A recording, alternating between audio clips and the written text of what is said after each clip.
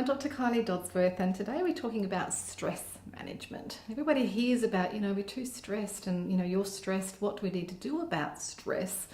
The reality is that stress is a part of life, and what we mean by stress is it's a situation that we actually need to respond to.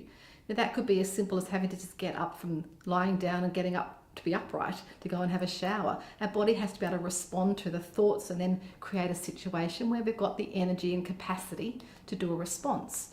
But of course, these days we often think about stress as the mental and the emotional stress of being busy, having things to do, places to go, people to see, all of those sorts of things. And absolutely that creates more stress in the body. And quite often our thoughts are creating even more stress than what we need because we're anticipating a whole lot of things that might not even happen or haven't happened yet. So part of stress is about getting caught up in the future and the possibilities and the what ifs rather than focusing on the right here, the right now, the present time.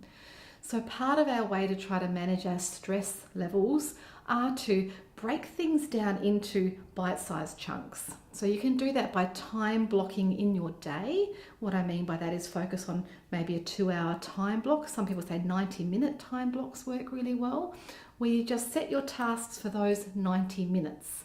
And you base that on the most important thing that needs to be done. And when I say important, we talk about something called the one thing. So what is the one thing that if I get that done now, everything else is going to start to flow? So what is the one thing that's the hold up or the bottleneck for the next steps? So you focus on the one thing until that's done, and then you focus on the next one thing.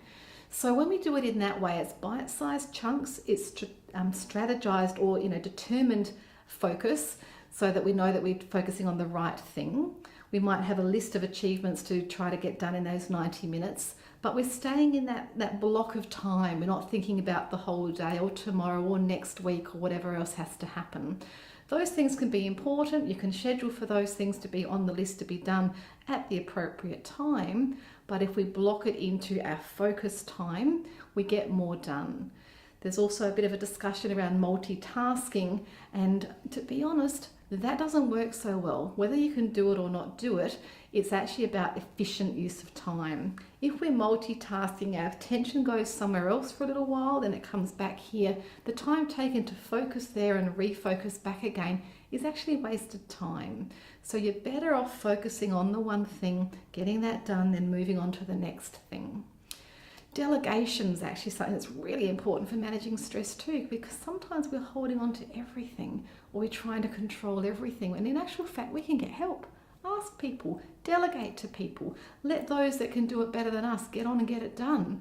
So don't try to hold on to everything, and if you need help, ask for it. If you don't have the skill set, hand it off or find a way to gain the skills that you need rather than just sitting and worrying about it.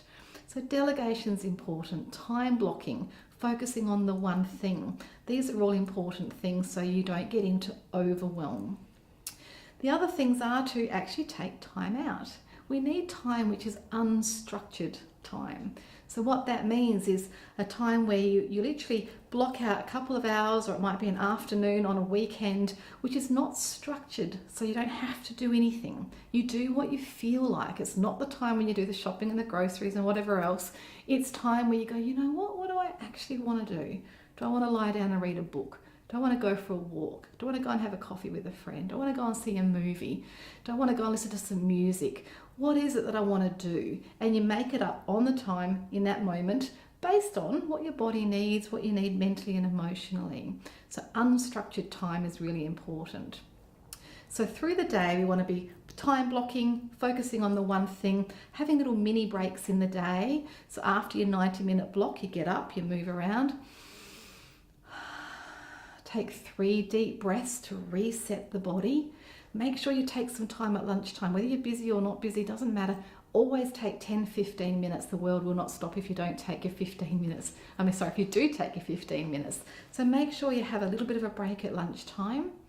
And then this unstructured time somewhere in the week or on the weekend. The other things that really work for us are to know that we've got some plans ahead for some time out. So that can just be a pure weekend of no work, might be an extended 3-day or 4-day weekend. You've got to plan for the actual annual leave time as well, so a couple of weeks in a row. And then what's really good for us too is to actually have that opportunity some stage every number of years where you take an extended amount of time. So it might be a month that you take all together, or you might do your 3-month long service leave or something like that. But these things to look forward to make a difference to us handling the day-to-day stress when we know that's going to happen. So there's some simple tools to help to manage the overwhelm and keep the focus happening, get the things done without getting into the high stress states. And then of course, managing the mind and the thoughts is about meditation as well. So learning that process of how to calm the thoughts, how to still the mind, how to quieten down the body. So meditation is really important. Exercise is a great way to de-stress. Getting into nature, that does it for me every time. There's something about being in nature that helps us to reconnect and to de-stress. So going into nature is really important. I guess the other things are really determined on the person that's involved. So for you, is it music? Is it nature? Is it walking? Is it connecting? And I guess the other thing that's really nice to know about yourself is, are you naturally introverted or extroverted? If you're an extrovert, we fill up, we top up by actually interacting with people. We need to go around people and have some fun, exciting times. If you're an introvert, you actually need the opposite. You need to step away from people. You need to have a bit of quiet time on your own to recharge and rejuvenate. So know for yourself, know for your partner, know for your friends, who's extroverted, who's introverted, what do they need to top up? So there's some things for us to focus on to try to help manage the stress of the day-to-day life that we're living, to stay in balance, but to still get things done, to be able to achieve and to be a high achiever, but to create health and balance through that process. So let's hope that we can all do that together, and so we can create better health. And I'll see you next time. If you've got some questions, you can have a look at the website. Otherwise, I'm Dr. Kylie Dodsworth. Bye for now.